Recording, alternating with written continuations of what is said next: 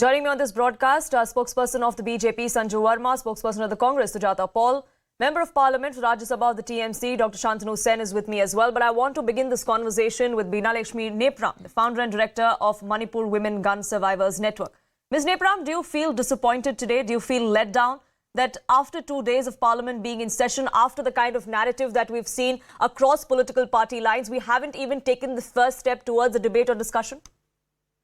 Absolutely. This inability of different political parties in our country is a complete letdown in spite of more than 48 hours since the viral videos really shocked the conscience of each and everyone in this country. It's a shame that the different political parties in the world's largest democracy have failed to discuss this issue. This is a collective failure, a time for introspection of India's democracy, the mother of all democracies. This is a greatest blot. And we have been telling time and again from Manipur for so many years, asking people in New Delhi and other policymakers to look into what is happening.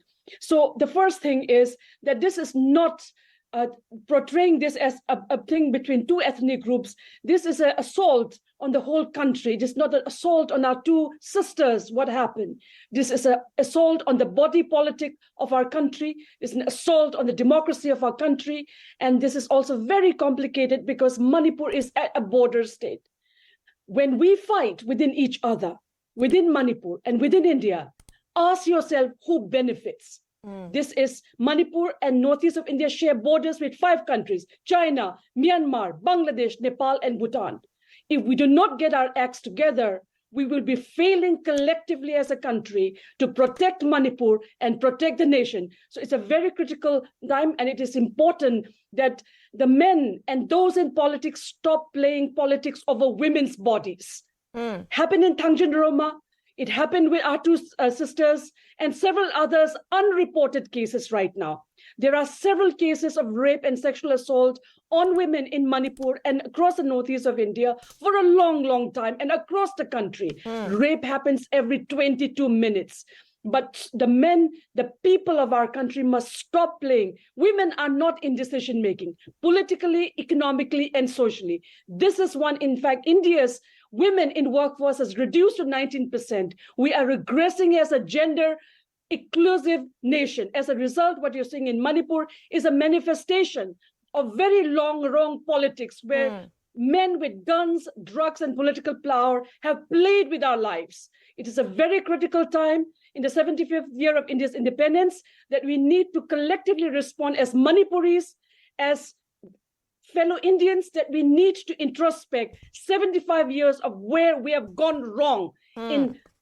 Can you imagine that the history of 45 million citizens in northeast of India is still in the textbooks of our country? If you do not understand us, how dare you even make policies on us? As a result, these negative policies have resulted in collective failure in which New Delhi is complicit in connecting with men who are criminals to be in our politics.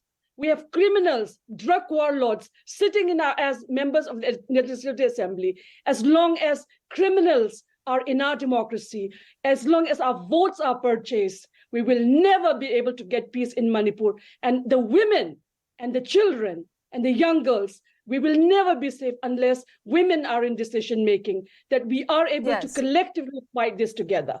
And yes, the issue of Manipur is a complex one, but this is not complex. And Sanju Verma, I want to get you in as well on this. This issue is simply about what's happening in Manipur for the last 3 months, the inaction that has happened for over 78 days in this one particular case. Is it not time for us to keep our political ideologies, our political divides aside and stand together as a country within the temple of democracy, which is the parliament, and have a discussion on this? You know, Poonam, I was on air yesterday with you, and I reinforce what I said yesterday, that the perpetrators should not be spared. There should be no ifs or buts whatsoever, because what we saw happening to those 2 kooky women, it is deplorable to say the least, and cutting across political affiliations. I'm the national spokesperson of the BJP. At the same time, I'm an empowered thinking Indian, an empowered thinking woman. But I think, Binalakshmi made a very interesting point, and I just have this to say, because, while we condemn, and I'm sure the state government will do the needful in terms of bringing the perpetrators to justice. I think this is a problem that has been simmering for the last many decades. While Manipur came into existence on the 21st of January 1972, please note that for the longest time under the Congress, there was bloodshed, insurgency. Let's not forget to acknowledge the fact that since the BJP came to power in Manipur in 2017, in the last 6 odd years, things have taken a turn for the better, barring the last 3 months, of course. You know, for instance, under the Congress-led UPA between 2004 and 2014, 772 civilians died. That number has come down by more than 6 times in the last 6 years. While every life is valuable, the number of civilian deaths has come down to 122. The number of Jawans killed under the Congress-led UPA from 2004 to 2014 was 219. That number today under the Modi government, and under Biren Singh, in Manipur, that number stands whittled down to 71. The number of insurgency-related incidents, Poonam, insurgency-related incidents during 2004 to 2014 under the Congress were 4,763 incidents of insurgency. That number today is down to 1,600 under the double-engine Modi Sarkar, which is almost a 3 times reduction. So while we will bring the perpetrators to justice, has the Modi government done enough? It has done enough and needs to do more. Let's not forget that after a long period of bloodshed, finally in the last 6 years, there has been a semblance of peace and calm. And I will just say this, another very important point which Binalakshmi made, I think the most important thing has been that the Modi government has mainstreamed the Northeast. Do you know, Poonam, before coming on your show, I did some homework. The Northeast, Assam got its first broad gauge railway line only as recently as 2016.